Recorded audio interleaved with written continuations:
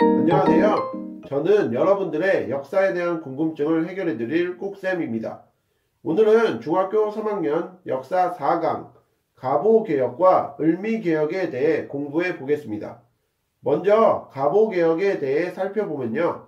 그 당시 동학 농민운동을 빌미로 일본이 조선의 내정개혁을 강요하자 조선이 이를 거부하고 교정청을 설치하여 자주적 개혁을 추진하고자 합니다. 하지만 일본군이 경복궁을 점령하고 위협을 가하여 김홍집을 중심으로 친일 내각을 구성하고 교정청을 폐지합니다. 이때 근대적 개혁을 진행하던 군국기무처를 신설하는데요. 군국기무처는 입법권을 가진 초정부적 개혁기구로서 왕실과 정부의 사무를 분리하고 과거제와 연좌제를 폐지하였으며 재정을 담당하던 관청을 일원화하고 조세의 급납화를 추진하였으며 신분제 폐지, 조혼 금지, 과부의 재가 허용, 고문 폐지 등의 일을 이후에 청일전쟁이 발발하여 일본이 승리하게 되고 이를 통해 일본이 개혁에 본격적으로 개입하게 되는데 이를 2차 가보개혁이라 합니다. 군국기무처를 폐지하고 박영효가 귀국하여 김홍집, 박영효의 연립내각이 출범하게 되죠. 또한 1894년 고종이 홍범 14조를 발표하고 1895년 교육입국조서도 발표하게 됩니다. 홍범 14조의 내용 중 몇 가지만 살펴보면 1조, 청에 의존하는 생각을 버리고 자주 독립의 기초를 세운다. 청에 대한 4대 관계를 청산한다는 것이고 4조, 왕실 사무와 국정 사무를 나누어 혼동하지 않는다. 국 내부가 왕실 업무를 총괄하게 하고 국정 업무는 의정부에 집중시켜 왕권을 제한했음을 알 수 있고 14조, 문벌을 가리지 않고 인재 등용의 길을 넓힌다. 과거제를 폐지했다는 점을 알 수 있습니다. 또한 지방행정구역을 8도에서 23부로 개편하고 사법권의 독립을 위해 재판소도 설치하게 됩니다. 삼국 간섭에 대해서 알아볼까요?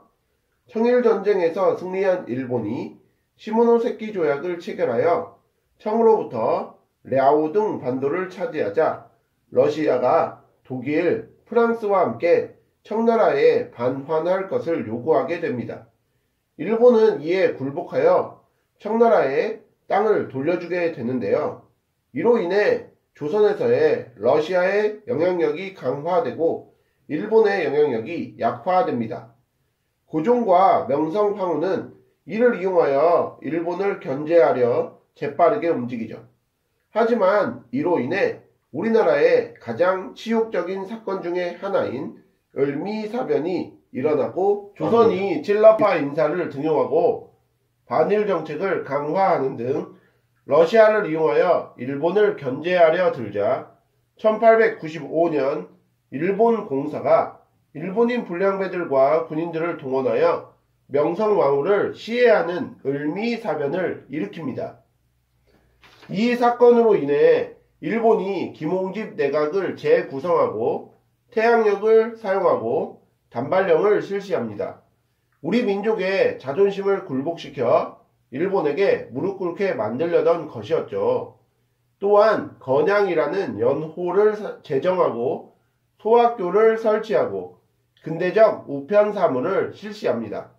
이렇게 되자 을미사변과 단발령에 반발하여 양반 유생들이 농민과 함께 의병운동을 전개하는데 이를 을미의병이라고 합니다. 대표적인 의병장으로는 유인석과 이소응이 있었다는 점도 기억해 두실게요. 을미의병으로 인해 일본의 탄압이 강해질 것을 염려한 고종은 1896년 2월 러시아 공사관으로 처소를 옮기게 되는데요.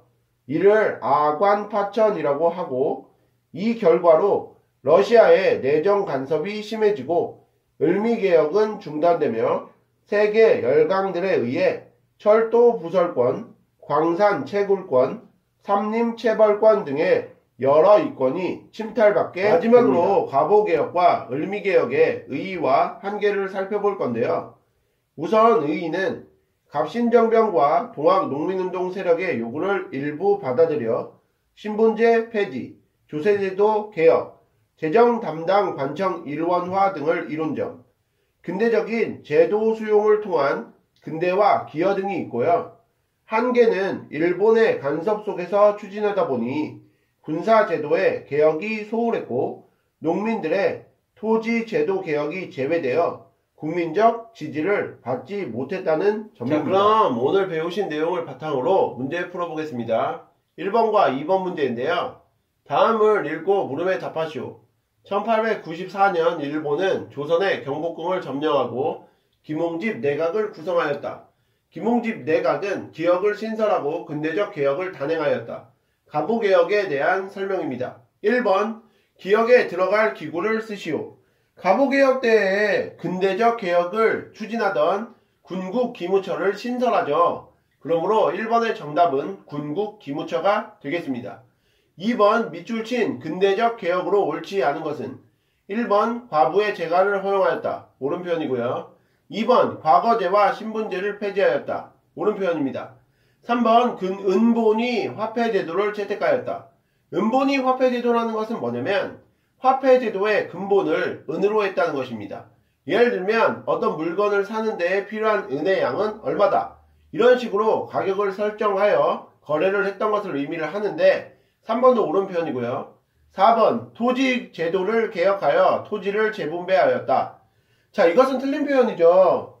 자, 가보개혁과 을미개혁의 의의와 한계를 공부하실 때 농민들의 토지제도 개혁이 제외되어 국민적 지지를 받지 못했다는 점 공부하신 적 있죠? 그러므로 4번이 정답이 되겠습니다. 5번 재정을 담당하는 관청을 일원화하였다. 옳은 표현입니다. 3번 문제 풀어보겠습니다. 다음 사건에 대한 설명으로 옳은 것은 일본이 랴오둥 반도를 차지하자 러시아는 프랑스, 독일과 함께 랴오둥 반도를 청에 돌려줄 것을 요구하였다. 삼국 간섭에 대한 내용입니다. 1번 이 사건을 이모군란이라 한다. 삼국 간섭을 나타내는 표현이기 때문에 틀렸고요. 2번 갑신정변이 일어나는 원인이 되었다. 갑신정변은 급진적 개혁파가 우리나라에서 일어나는 개혁의 속도가 느리다고 일으킨 것이기 때문에 삼국 간섭이랑은 관련이 없습니다. 3번 조선에서 러시아의 영향력이 강화되었다. 맞는 표현이고요. 4번 일본은 랴오둥 반도 반환 요구를 거부하였다. 아니죠. 일본은 러시아, 프랑스, 독일에 굴복하여 랴오둥 반도를 청에 돌려주게 되었으므로 4번은 틀리고요. 5번 이후 조선은 일본을 이용해 러시아를 견제하였다. 조선은 일본을 이용해 러시아를 견제한 것이 아니라 러시아를 이용해 일본을 견제한 것이기 때문에 5번도 아닙니다. 그러므로 이 문제의 정답은 4번이 되겠습니다. 4번 문제 풀어보겠습니다. 가나에 대한 설명으로 옳지 않은 것은 이라는 문제인데요. 가을미개혁, 나을미의병, 다악관파천입니다. 1번 건양연호를 제정하였다. 자, 을미개혁 때 건양이라는 연호를 제정하였죠. 자, 2번 을미의병, 단발령과 을미사변에 반발하여 일어났다. 맞는 표현입니다. 양반 유생들과 농민들이 단발령과 을미사변에 반발하여 일으킨 것이 을미의병이죠. 자, 3번 일본의 위협을 피하기 위해 추진하였다. 맞는 표현이죠. 자, 을미의병이 일어나자 이에 겁을 먹은 고종이 1896년 2월 러시아 공사관으로 처소를 옮긴 것을 아관파천이라고 하니까 3번 맞는 표현이고요. 4번 고종이 러시아 공사관으로 처소를 옮겼다. 이것도 맞는 표현이죠. 자, 5번 나의 순으로 일어났다. 자, 이것은 조금 틀린 표현입니다. 왜냐하면 을미개혁이 일어나고 그에 반발하여 을미의병이 일어나고 이것으로 인해서 겁을 먹은 고종이 아관파천을 한 내용이기 때문에 순으로 일어났다 라고 보는 것이 적절하므로 정답은 5번이 오늘의 마지막 5번 문제 풀어보겠습니다. 가보 을미개혁을 평가한 내용으로 옳은 것은 이라는 문제인데요. 1번 조선의 근대화에 기여하였다. 맞는 표현입니다. 자, 그러므로 정답은 1번이고요. 2번 만민공동회의 요구를 일부 반영하였다. 만민공동회는 지금 선생님이랑 공부하지 않은 독립협회와 관련이 된 내용이므로 2번도 정답이 아니고요. 3번 농민의 요구인 토지제도 개혁이 시행되었다. 토지제도 개혁은 가보 을미개혁에서 제외된 내용이므로 3번도 아니고요. 4번 외세의 간섭을 받지 않는 자주적 개혁이었다. 자, 가보개혁 같은 경우에는 일본의 간섭 속에서 추진이 된 것이기 때문에 4번도 옳은 표현이 아니고요. 5번 적극적인 군사제도의 개혁으로 군사력이 증가하였다. 자, 가보 을미개혁에서는 군사제도의 개혁이 소홀했습니다. 그러므로 5번도 정답이 아니겠죠. 그러므로 이 문제의 정답은 1번이 되겠습니다. 이상으로 중학교 3학년 역사 4강 가보개혁과 을미개혁에 대해서 배워보셨는데요. 복습 열심히 하시고 다음 시간에 뵙겠습니다. 감사합니다.